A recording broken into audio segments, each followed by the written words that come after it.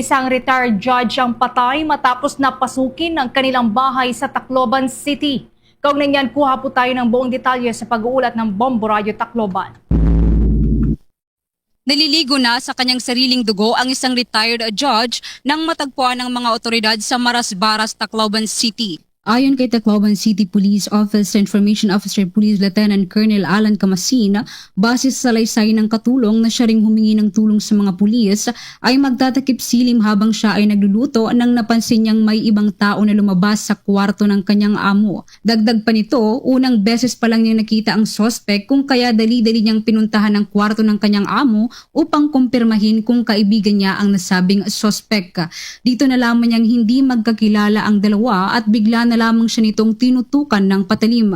Sa pangyayaring iyon ay tumakbo ang katulong para humingi ng tulong sa mga otoridad, pero huli na nang dumating ang mga ito dahil wala ng buhay ang biktima. Dinala pa sa ospital ang biktima pero diniklara na itong dead on arrival. Sa kabilang banda ay nahuli naman ang suspect at nalamang minor de edad ito na taga-barangay Tagigtik, San Jose, Tacloban City.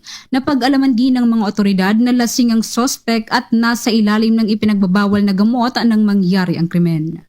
Agad na respondi ang ating kapulisan kung saan natagpuan ang biktima na si Crescenti Maraya, 79 taong gulang at isang retiradong hukom na malubhang nasugatan at dinala sa ACE Hospital. Sa kabila ng pagsisikap, dineklara siyang dead on arrival. Sa ngayon ay hawak na ito ng mga otoridad para sa kaukulang kasong ipapataw sa nasabing suspect. Ito ang update mula sa impila ng Bombo Radio Tacloban. Ito si Bombo Sheila Encio para sa #1 and most trusted radio network in the country, Bombo Radio Philippines. Basta Radio,